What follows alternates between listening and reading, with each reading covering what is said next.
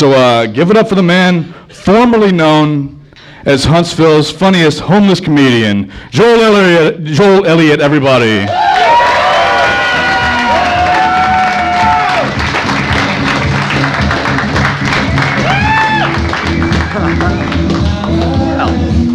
Thank you.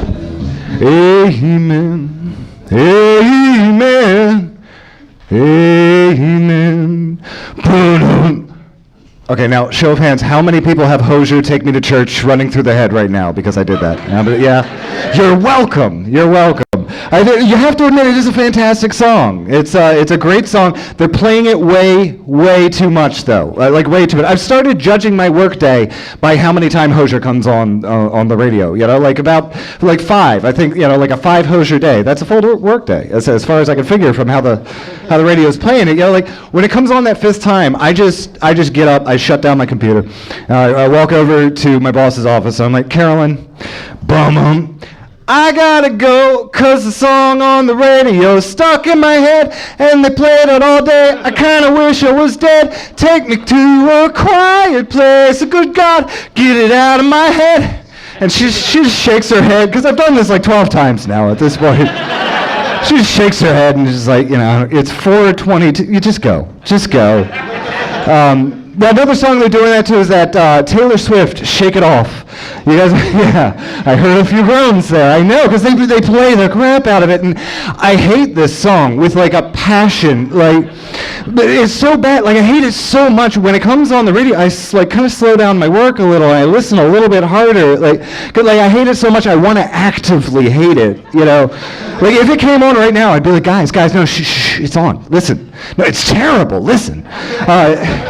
I think what I hate about this song is that it is the sassiest melody that I have heard since Nanny Nanny Boo Boo. Like, you know,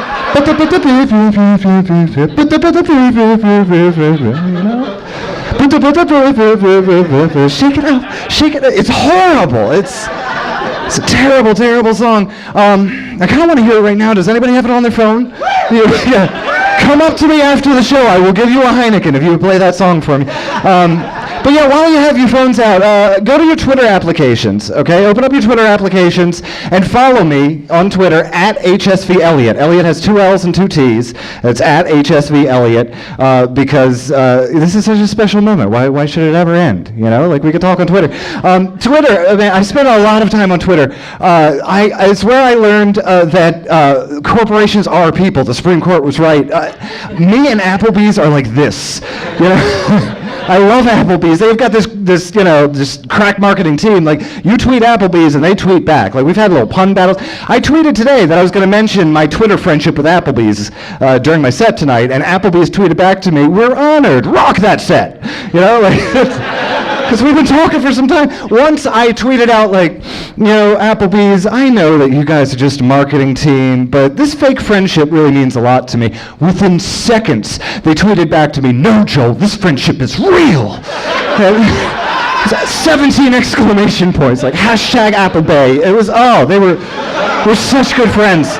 We're such good friends, Applebee's and me. But you know, like if you tweet during the set, I've seen stand-up comedians before, like, "Excuse me, who are you texting?" You know, it's like she's on her phone because it's 2015. Like, lay off. It's a distracted world we're living in. You know, I sit at home and like I work on my phone, which is distracting me from the laptop that's in my lap, which is distracting me from the television, which is on, which is distracting me from having meaningful conversation with my roommates. You know, I love my roommates. But they're stand-up comedians. You have to understand that I live with 2 stand-up comedians who are also in a romantic relationship with each other. You're like, okay, every couple has arguments, right?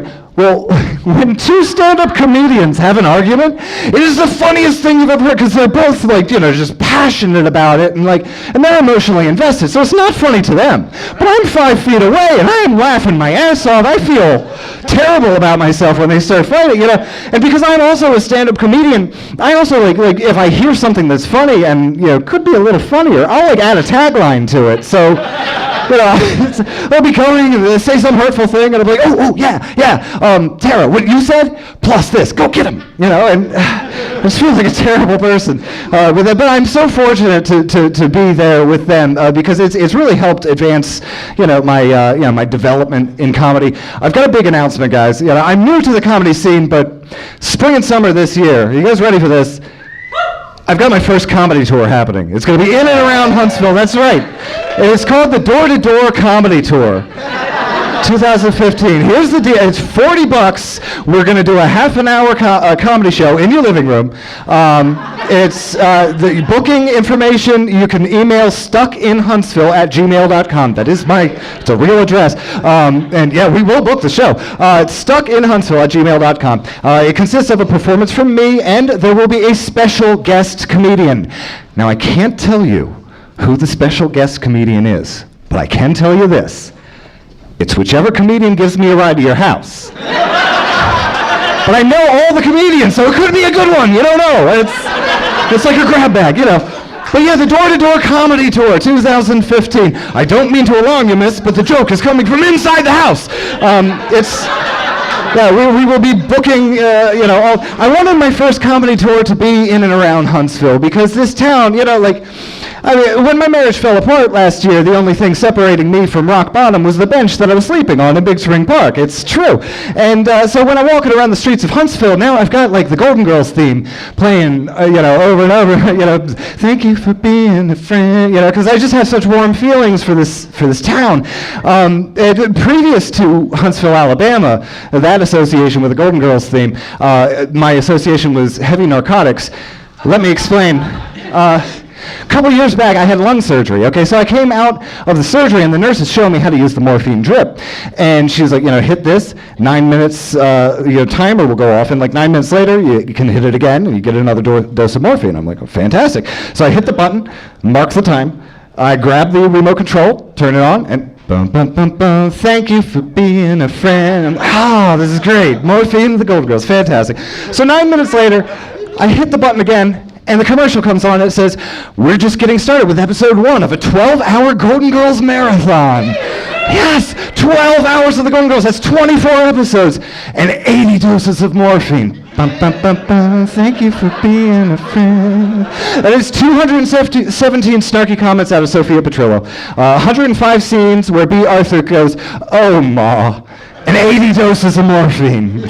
Thank you for being a friend. There's 39 stupid St. Olaf stories, 341 instances of Blanche being a slut, and 80 doses of morphine. Thank you for being a friend. It's fantastic. Oh my goodness. To this day, I've trained my brain now where when I hear that song, chemicals go off in my brain. And I was thinking of an experiment tonight. I'd like to see if we can just go ahead and make me overdose on those chemicals. How many people here know every word to the Golden Girls theme? It was originally written by Andrew W. Gold, one guy. Come on. Some of you guys know the words, right? Will you guys help me tonight and sing that song and see if we can, just get the endorphins to just overload and I'll pass out on stage. You guys in for that? Moderately in. All right, let's do it.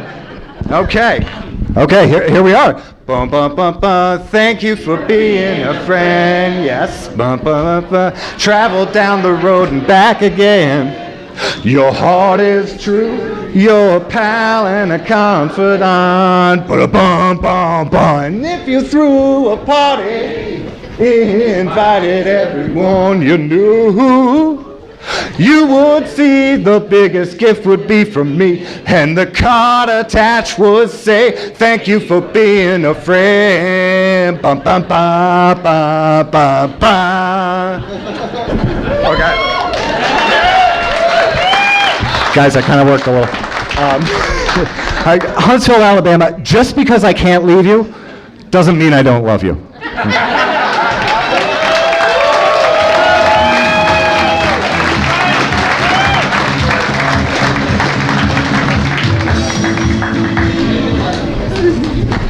Keep it going for Joel Elliott.